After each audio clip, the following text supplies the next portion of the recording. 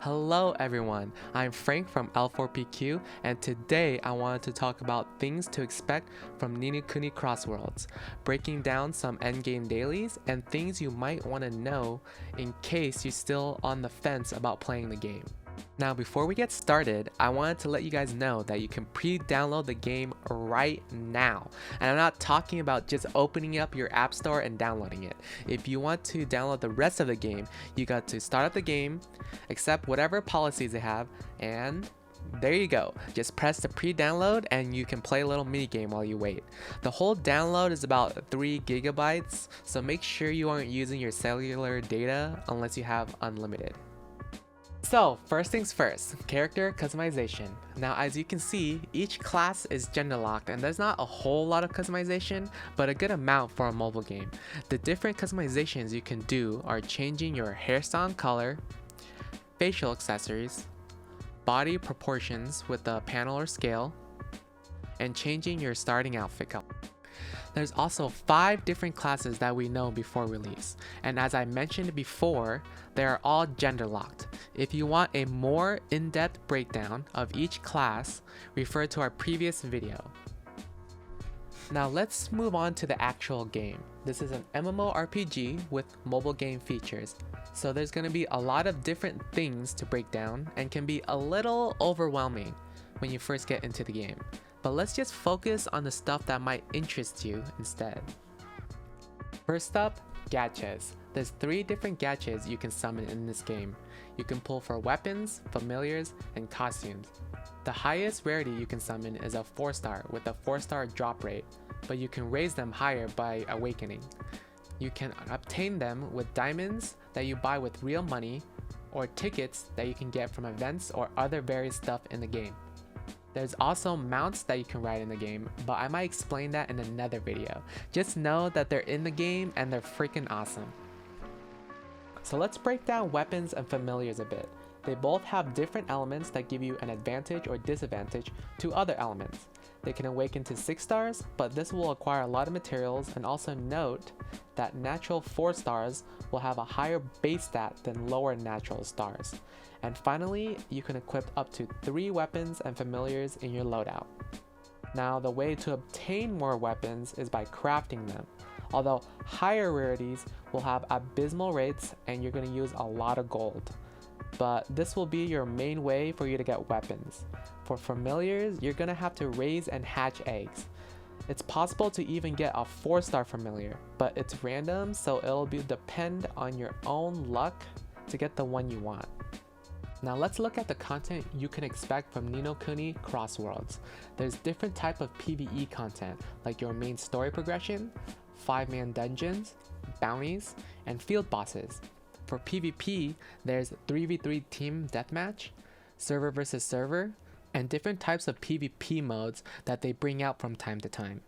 There's also content like your kingdom or guilds, and they have their own PvE and PvP as well as various buffs to make your character stronger.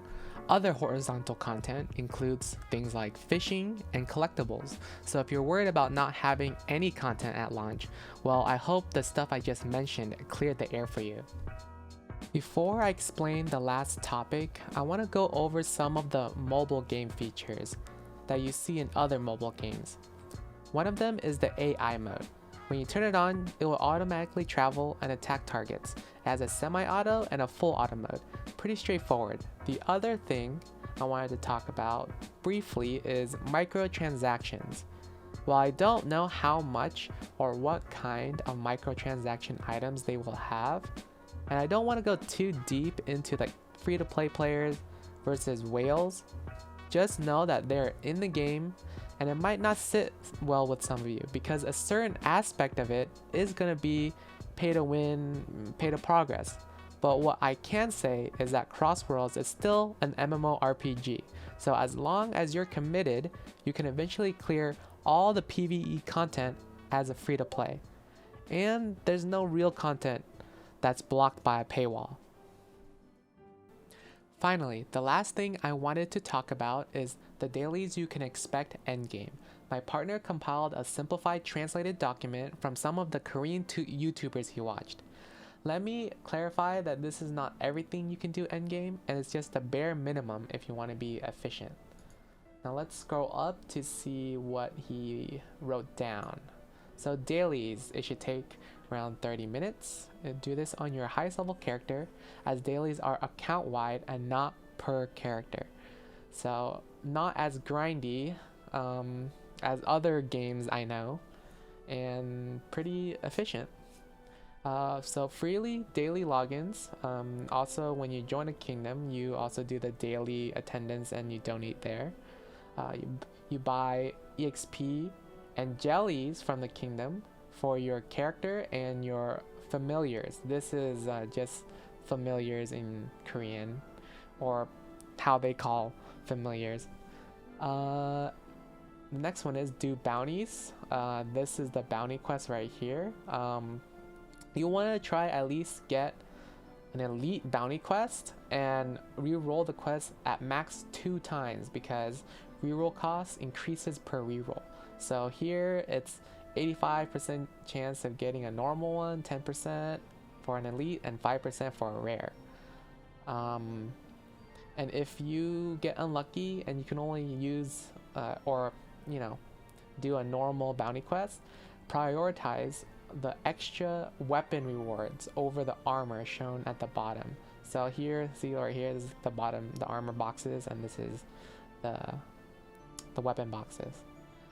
Okay, what else here? So there's growth dungeons, which have different materials each day for your familiars and your character. Also, you do field bosses and world bosses for the chance of getting accessories. Okay, so how to unlock dailies. Play your main character. Main quests are the main source of EXP, so rush through that. At a certain point though, you'll get fame quests which unlock content, so you'll want to prioritize that instead. Leveling tips. You might run out of quests to do at level 30, 32, and 33. This is when you go do a chaos field and grind it out. If you have an energy drink, boost XP, gold, and items by 700%. That's a lot. You can use it for this grind. You should get some energy drinks from the quest. If that's not enough, you can do bounty quests, or you can do a viewpoint quests or open treasure chests. So what these are is treasure chests. They're chests hidden throughout the world, and when you open them, you get, you know, certain stuff and items, whatever. Viewpoints are basically just like scenery, like stone thing, and when you touch it, you get like permanent stats and stuff, and they're all throughout the world as well. Alt farming right here. So once you unlock all the content or hit a hard wall and leveling takes too long, you can start alt farming. Alts get extra XP boosts as long as they're 10 levels under the highest level character. 2 reasons for alts. So farming materials, golds, specialties, soul gems. Drop rates decrease if you over level mobs. So it's recommended to take your time and prioritize getting farming materials rather than rushing these level up rewards for alts.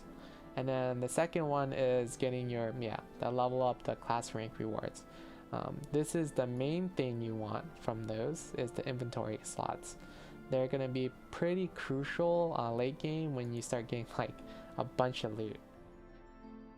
So Codex, keep 1 copy of everything, like weapons, armors, and familiars for your Codex. So the reason why is because you will get you'll basically get stuff from keeping a copy and like upgrading and awakening them. And then same thing with the what is this, the fashion tab, the outfits, and you know, all the customization stuff you get. So like if you remake alts, make sure to get different customizations, so you'll fill those slots with those customizations, and therefore you'll get like maybe a bit more stats or whatever. And Oh, upgrading is recommended to save your mats for a 4-star gear. So this means like a natural 4-star. Okay, we want to save a bunch of mats for that instead of like other types of weapons. I mean, you can use the other weapons and you will use other types of weapons if you don't have a natural 4-star to progress, but essentially when you get one, you want to level up, enhance, and awaken them because their base stats are essentially higher. So before I end this video, the last piece of advice I have for you is everything that I just talked about and every video you've seen before the official release may change. I don't have any inside scoop, nor does anyone else out there. This is just based on my own experiences with MMOs and gacha games. So they might have withheld new content and balance changes, but maybe not. Who knows? These kinds of games are never static and ever changing, which is a good thing most of the time. So take it with a grain of salt, or at least keep it in the back of your mind. Thanks for watching, and bye!